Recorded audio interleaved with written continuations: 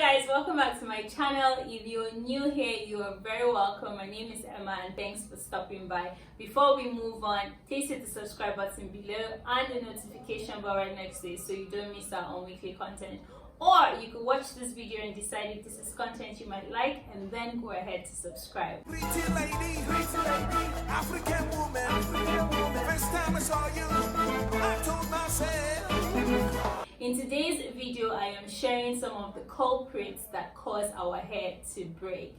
You know when you're doing everything right, but your hair just keeps breaking off and you're just like, what do you want? I'll be sharing some of those things in this video, so be sure to stick around till the end. Just in case I miss some of these culprits, you can also share them in the comments section so we can all learn from each other. The first on my list is that your hair is dry. I feel like this is like the obvious one, right? Because natural hair in its curly nature is already prone to breakage because the sebum which we produce, that's the thick natural oil that our skin produces on our scalp as well, is thick, and because of the curls it is difficult for the oil to run down through our strands. So if you don't take that extra step to put in moisture and lock in that moisture on your strands, your hair will get dry, and once it's dry it gets brittle and it's just definitely going to break. So if your hair is dry, your hair is going to break off. The second culprit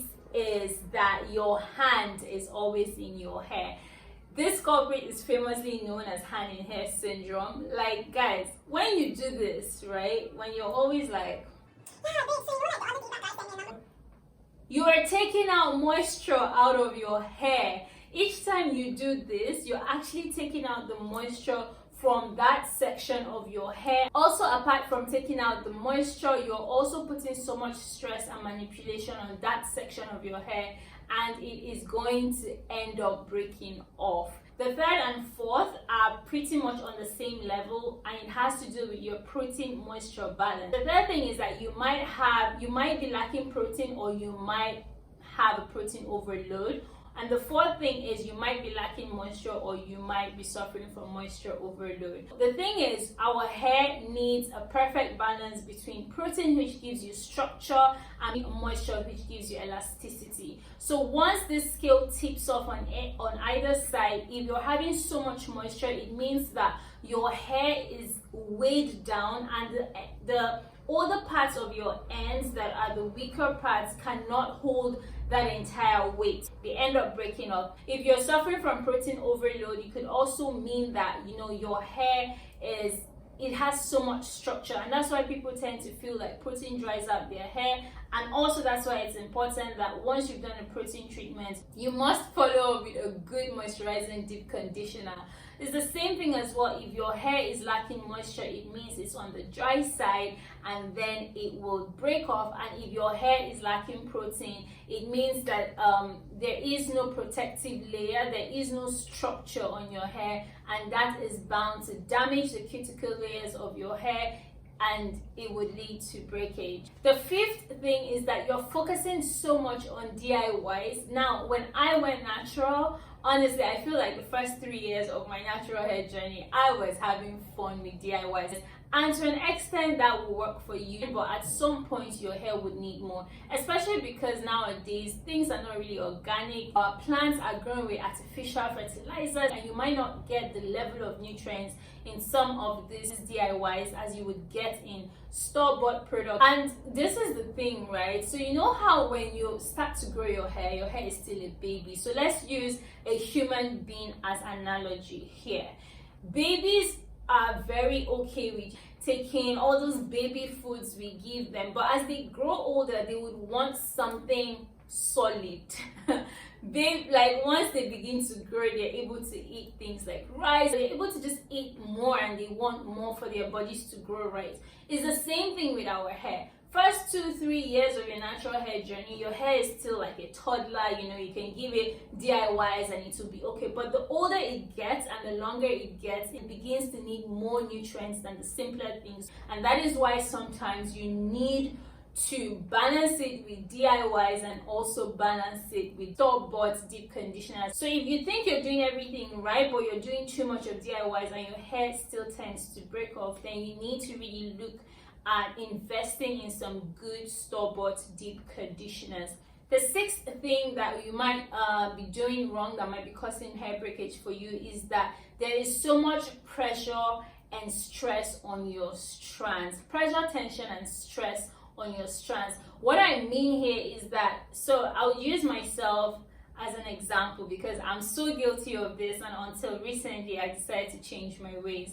So I love my hair in buns, or my hair loves to be in low buns, right? And then sometimes when I'm rushing, I put my hair in a bun and then I bend it and put the scrunchie on top. Now that is like the most ridiculous thing to do because when you bend it, the ends where the scrunchie actually, you know, hold on to at the ends of your hair, they are the weaker parts of your hair. So fam, even if they were in the weaker parts of your hair, at some point it would put so much pressure. And sometimes I'll put my buns for like 3-4 days, and it's usually really bad because what happens is that there's just so much pressure on this area of your strands, and with time, because you're doing it over and over again, with time that area gets very weak and it has to give, it will break off. So it's the same thing if you're doing high puffs, low puffs, you know, if you're making your puffs too tight, before you know it, and if you're leaving it for so long and you're doing it all the time, before you know it, there's going to be pressure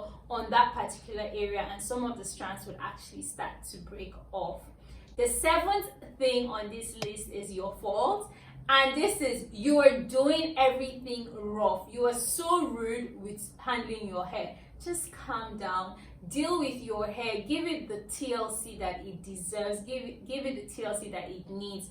Our natural hair needs to be handled with so much patience, and I often say that I would rather move my wash day than rush through my wash day. So if my wash day was today and I had so much to do, I would not do it. I'll just push it to tomorrow or the day after, just when I actually have time. Reason being that you actually don't want to rush through your wash day. You don't want to rush through detangling. You don't want to rush through unraveling your twist. If you just have to handle your hair and you don't have enough time, guys, please move it. Just deal with your hair gently, deal with your hair with the utmost love that you want it to, you know, give back to you. The eighth thing that you might want to look into is that you are using regular towels to dry your hair. If you notice in most of my videos, I do use a t-shirt, an old t-shirt or a microfiber towel. And this is because if you use regular towels, they have the fibers are quite large, and what happens is your strands could tangle in those things, and when you come to like take out the towels, it would snap. What you might want to do is to use a microfiber towel, or just be like me and most of the time use an old t-shirt. The old t-shirt should most likely be a cotton t-shirt where, you know, it doesn't have any fibers growing out of it. Is it growing out or peeling off? I don't know. But you know those shirts where you have some things coming off, you don't really want those because then it kind of mimics the regular towel. The ninth thing that might cause hair breakage for you is excessive heat. Now, this means two things. It could mean excessive exposure to sun. That in enough can dry out your hair and cause your hair to break, or using heat styling tools. So blow drying your hair all the time, straightening your hair all the time. And I just need to point out that using heat in your natural hair journey is not that bad. It's not as bad as it is painted to be, but doing it often is what the problem is. And even if you're not doing it often, but you do it one time and you do it the wrong way, that's where the problem is. So you have to just look at some of these things. Using heat, being exposed to the sun can actually cause your hair to dry out. It can actually damage the cuticle layers of your hair. Your fibers are exposed and they split and then they break off. The 10th thing that might be causing hair breakage are harsh chemicals. And this doesn't necessarily mean just you relaxing your hair. So if you relax your hair too often, then obviously that can cause your hair to break. But if you're natural, chemicals, harmful chemicals in certain products that you're using can cause your hair to break off. Using dyes on your hair can also cause your hair to break. It can just damage your hair, dry your hair out, and your hair would break off. The 11th thing is that you need a trim. If your hair is breaking up ever too often and you haven't trimmed your hair, then that's the problem. You're holding on to dead ends, guys. You need to let the dead ends go. I know it's difficult because you know you want to retain the length and all that, but there is no point if you're retaining dead length. All that would do is that it would ruin your hair because it will continue to break off, and once your hair breaks off the wrong way, what happens is that it breaks off and splits. So when it splits, as it goes up, it will break off and split again. So you just keep having breakage continuously. If you don't trim your hair, it can also cause single strand knots, which can also lead to another level of breakage, and you don't want that. So you need to trim out your hair. If you're doing everything about right and your hair is still breaking up and you know you haven't trimmed in a very long time, trim your hair. The 12th thing that might be causing your hair to break is that you're not using satin fabrics. So you're not using a satin bonnet, a satin scarf, a satin pillowcase to sleep. You're not using a satin fabric around the house. Now, I know that you're at home, you're not sleeping. What can possibly, cause my hair to need satin bonnet? Now, this is the problem. If you sit down on your couch and you feel like you're not sleeping, but then you lean on your couch, what that does is it will absorb the moisture from your hair. And maybe you're even, on the phone and you're on the couch and you're doing this, there's also a lot of friction. The reason why you should use satin bonnet, pillowcase, scarf, whatever, when you're sleeping is that, one, they don't have the tendency to absorb as much moisture as other fabrics would. And secondly, the friction. Because satin is on the smooth and gentle side, even when you're rolling at night, that friction is more gentle compared to when your hair's friction is when the friction between your hair is with like a harder fabric like cotton. The 13th thing and the final thing on this list is that you were using the wrong products for your hair. So based on your hair porosity type, based on your curl pattern, based on a lot of things about the makeup of your hair would really determine the kind of products that you use for your hair. So you might be watching a YouTuber that has a different hair porosity than yours, that has a different, just basically a different hair makeup than yours. You might mimic all her products and all her routines, but you might not be getting the same results. And I would use skin as an example here. I have oily skin, but in my skincare regimen, I dare not watch a YouTuber that has dry skin, and because her skin is amazing, I would go right on and use the products that she's using.